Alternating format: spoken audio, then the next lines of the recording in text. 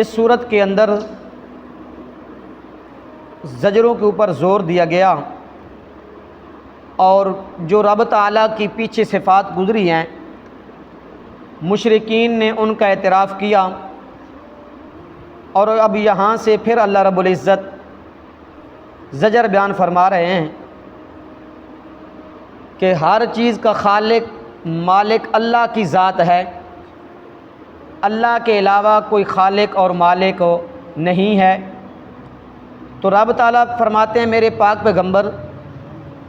ان سے پوچھئے کہ آسمانوں اور زمین کو پیدا کیا اللہ نے، تمہارے شریکوں میں سے کوئی ہے ایسا جو آسمانوں اور زمین کو پیدا کرے اور ان کے درمیان جو مخلوقات ہیں ان کو وجود میں لائے، اور پھر اس کی موت کے بعد، اس کی فنا کے بعد آسمان کو اپنی جگہ سے ہٹا دے، اس کو تبدیل کر دے، اس کو فنا کر دے، یا جو اس کے درمیان مخلوقات ہے اس کو فنا کر دے، اس کو تبدیل کر دے، پھر اس کے بعد دوبارہ اسے زندہ کر کے وجود میں لائے، یا کوئی ایسی ہستی ہے جو حق کی طرف رہنمائی کرے۔ تو رب تعالیٰ فرماتے ہیں میرے پاک پیغمبر ان سے کہہ دیجئے،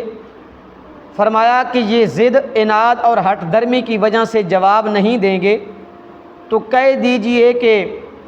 قل اللہ یہدی للحق، اللہ ہی پہلی بار پیدا کرتا ہے، پھر موت دینے کے بعد دوبارہ زندہ بھی کرے گا، اور پھر حق کی طرف رہنمائی ہی اللہ ہی کرتا ہے، اللہ کے علاوہ نہ کوئی پہلی بار پیدا کر سکتا ہے، نہ مرنے کے بعد دوبارہ اٹھا سکتا ہے، اور نہ حق کی طرف رہنمائی کر سکتا ہے۔ اللہ ہی کے اختیار، تصرف اور قبضے میں ہے ہدایت اور گمراہی اور تمام چیزوں کا پیدا کرنا۔ تو پھر رب تعالیٰ فرماتے ہیں میرے پاک پیغمبر ان سے پوچھئے افمن یہدی الی الحق احق ان یتبع، کیا جو حق کی طرف رہنمائی کرتا ہے وہ زیادہ حق رکھتا ہے عبادت کا، پکار کا اور اتباع کا، یا وہ حق رکھتے ہیں جو رہنمائی نہیں کر سکتے، اور دوسروں کو رہنمائی کرنا تو درکنار، وہ تو خود راہ راست پہ نہیں ہیں، خود راہ راست کے اوپر ہٹے ہوئے ہیں۔ رب تعالیٰ فرماتے ہیں وہ اس بات کے محتاج ہیں،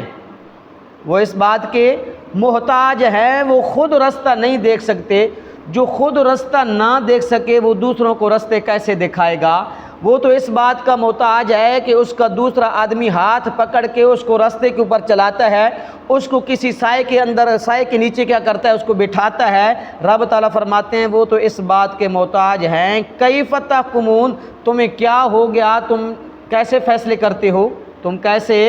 فیصلے کرتے ہو؟ پھر رب تعالیٰ فرماتے ہیں میرے پاک پیغمبر ان سے پوچھئے امن خلق السماوات والارض،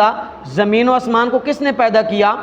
وانزل لکم من السماء، اور آسمان سے پانی کس نے برسایا، اور اس پانی کے ذریعے زمین سے باغات اور درخت کس نے اگائے؟ تمہارے اختیار میں یہ باتیں نہیں تھیں۔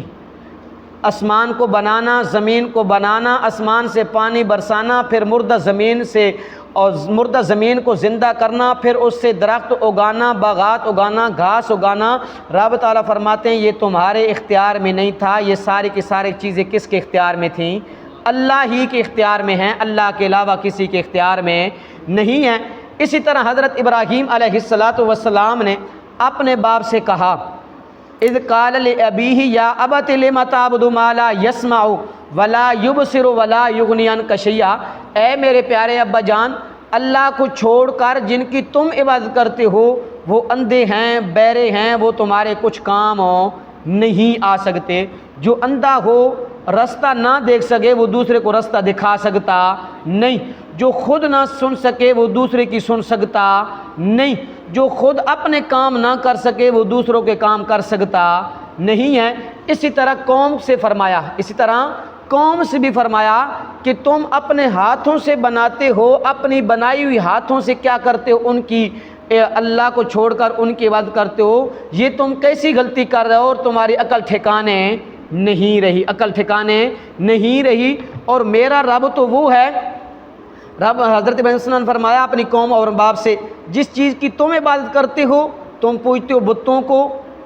ہو بتوں کو اور ہر وقت ان کے پھیرے لگاتے رہتے ہو، ان کی قبروں کے مجاور بنے رہتے ہو، اعتکاف کرتے ہو، وہ نہ تمہاری بات کو سن نہیں سکتے۔ اگر تم ان کو پکارو وہ کیا تمہاری بات کو سنتے ہیں یا تمہارے نفع نقصان کے مالک ہیں؟ وہ کہنے لگے قالوا بل وجدنا آبانا، ہم نے بھائی اسی طرح اپنے باپ دادا کو پایا، کذالک یفعلون، اسی طرح کرتے ہوئے ہم اس لیے کیا کر رہے ہیں، وہ ہماری باتیں سنتے نہیں، ہمارے نفع نقصان کے مالک نہیں ہیں، ہمارا باپ دادا اسی طرح کرتا تھا، ہم بھی اسی طرح کریں گے۔ تو حضرت ابراہیم علیہ السلام نے فرمایا کہ میرا رب تو وہ ہے الذی خلقنی فہو یہدین، جس نے مجھے پیدا کیا اور مجھے سیدھا رستہ دکھایا، میری رہنمائی فرمائی، والذی ہوا یطعمنی ویسقین، اور میرا رب تو وہ ہے جو مجھے کھلاتا بھی ہے پلاتا بھی ہے، مجھے کھلاتا بھی ہے پلاتا بھی ہے۔ کیا تمہارے معبود کچھ پیدا کر سکتے ہیں، رہنمائی کر سکتے ہیں، تمہیں کچھ کھلا اور پلا سکتے ہیں؟ میرا رب تو وہ ہے وَإِذَا مَرِضْتُ فَهُوَ يَشْفِينِ، جب میں بیمار ہو جاتا ہوں مجھے شفا بھی دیتا ہے۔ وَالَّذِي يُمِيتُنِي ثُمَّ يُحْيِينِ، اور میرا رب مجھے موت بھی دے گا اور پھر مجھے زندہ بھی کرے گا۔ وَالَّذِي أَطْمَعُ أَن يَغْفِرَ لِي خَطِيئَتِي يَوْمَ الدِّينِ، رب نے فرمایا،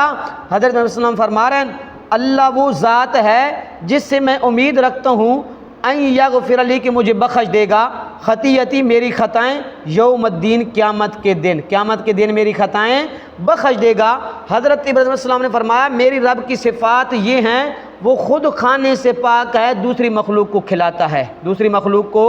کھلاتا ہے، وہ خود پینے سے پاک ہے، دوسروں کو پلاتا ہے، وہ خود بیماری سے کیا ہے پاک ہے، دوسروں کو جب بیمار ہو جاتا ہوں شفا دیتا ہے، موت سے پاک ہے، زندگی سے کیا ہے، وہ ہمیشہ کیا ہے، هو الحی لا الہ الا ہوا فادعوہ مخلصین لہ الدین۔ تو اسی طرح انہوں نے کہا ہم پیو دادا کو اسی طرح پایا، ہم اسی طرح کریں گے۔ اس آیت کے اندر بھی رب تعالیٰ فرماتے ہیں وما یتبع اکثرہم الا ظنا،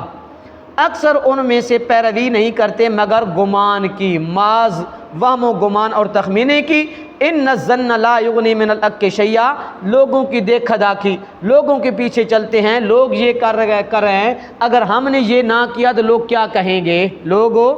کہیں گے، ہمارا باپ دادا اس طرح کرتا تھا ہم اس طرح کریں گے، اگر اس طرح نہیں کریں گے تو لوگ